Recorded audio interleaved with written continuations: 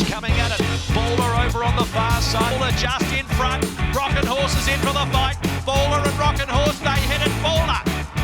Welcome to this week's edition of the Final Gallop. It is episode 273 and is proudly supported by the Brisbane Airport Hotels Group and PlayUp. We have a pretty short show this week with only 3 stable runners to preview racing at the Metropolitan level on Saturday. First of all, morning to Mitch. No Tony on the show this week. He's still in New Zealand enjoying a bit of R&R whilst also buying a few yearlings at the Karaka yearling sale. He looks like he's enjoying himself, so hopefully a couple of winners today and over the weekend to welcome him back. Exactly right. Okay, last week it was a successful Metro race day on Friday and Saturday with the stable for 5 winners. Was there a win or two that stood out for you? I think they were all pretty good. It was really good to see Damo Days back after a long layoff. Yep.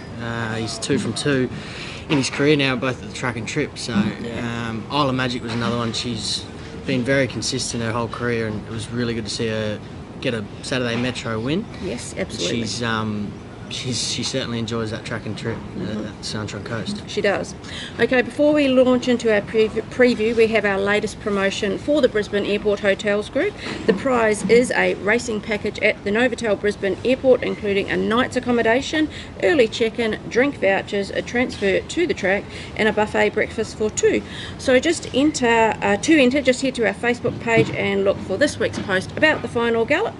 Click on the link provided and enter your details to go on the draw, and the winner will be announced on next week's show. Sounds like a really good way to spend a Saturday at the races, Mitch. Perfect, yeah. I think the early check-in, go to the races, and then head back after backing a few winners. And absolutely, Cav certainly enjoyed his meal there a couple of weeks ago, so if he's raving about it, it must be very good. He did.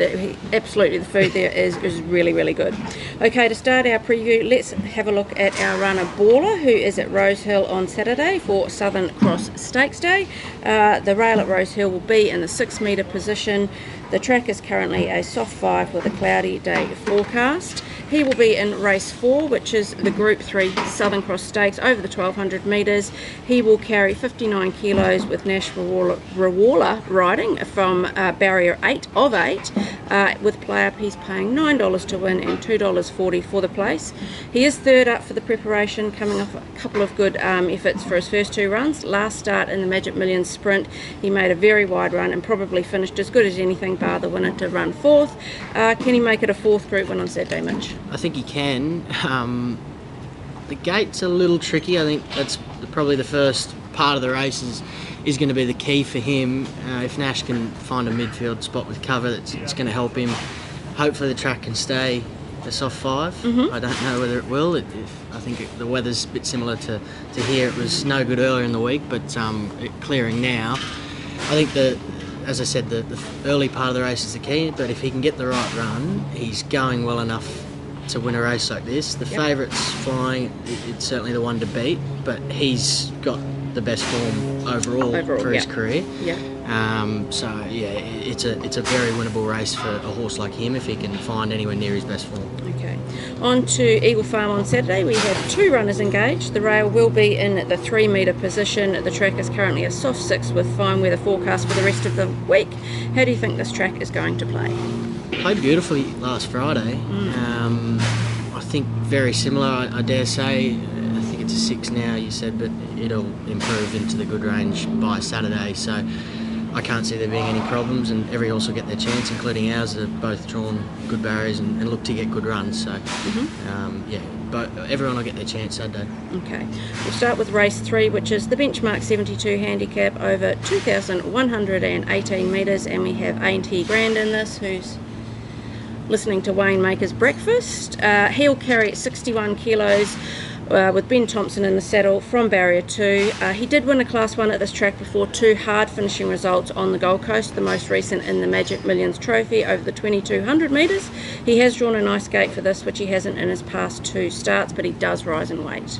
He does. I think the weight's probably the only real concern here. He drops back quite significantly in grade, and drawing a barrier that's got 1 number in it rather than 2 is going to help him massively. I think if Ben can just find a midfield, maybe a touch worse in midfield spot, and get going at the right time, I can't see him running poorly the weight's, as I said, the only concern with him, but he's earned it. He's a lot of these horses haven't been running in races that he has, and he's been running really well in them. So with the right run, I think he's certainly the one to beat. Okay.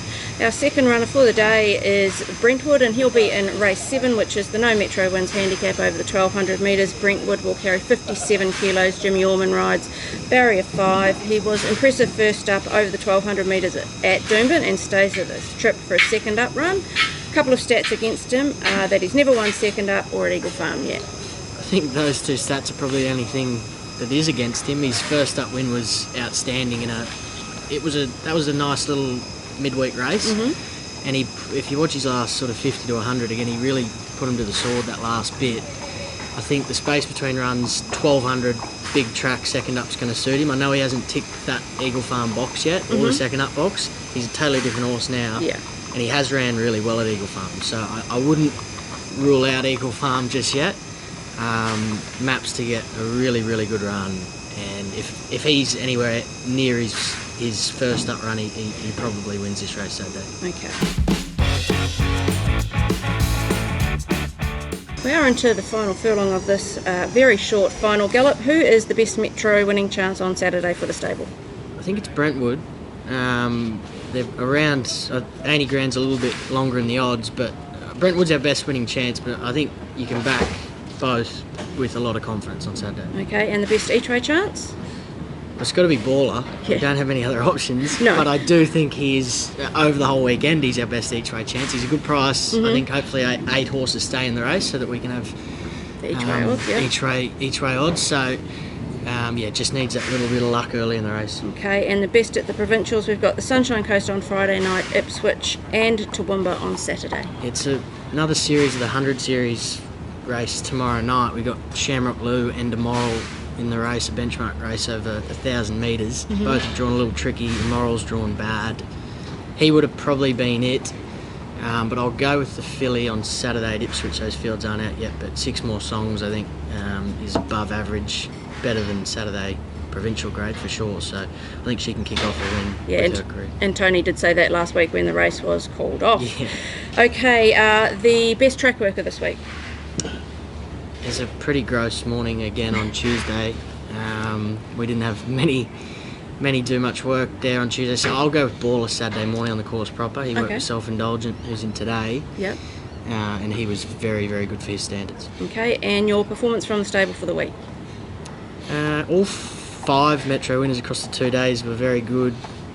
John Rambo was back to his winning ways, which was very good to see. I'll probably go Damo Days. He did it tough a few months ago, so he did. It was really good to see him back, and I think you can follow him with confidence. Okay, now it is PlayUp special time, and this week they have given us $6 for Ain't He Grand and Brentwood to both run top 2. What are your thoughts on that special? I think it's good. I think it's quite generous. It's a little different to what we've done the last couple of months, so obviously you need 2 to go your way, but they're both very good winning chances, so to run top 2 is a good special, and it's nice value. It is. Okay, now it is time for Cavs Corner, which is supported by the Brisbane Airport Hotels Group. 2 weeks in a row now landing his multi with Pink Thunder and Damo Days, both lobbing at Eagle Farm last week. Let's see if he can make it a hat-trick. Welcome to Cavs Corner for this week. We've had a little bit of joy the last couple of weeks, but this week we'll go to Eagle Farm Saturday, we'll go Brentwood, a win, then we'll travel to Ipswich and we'll go 6 More Songs, a win. Good punting, guys.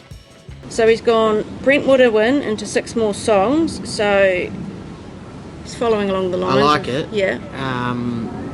He's walking with his chest puffed out the last 3 weeks. He does that anyway. Yeah, but win, lose or draw, he does that. He really has. And to be fair, last week's was a pretty good one.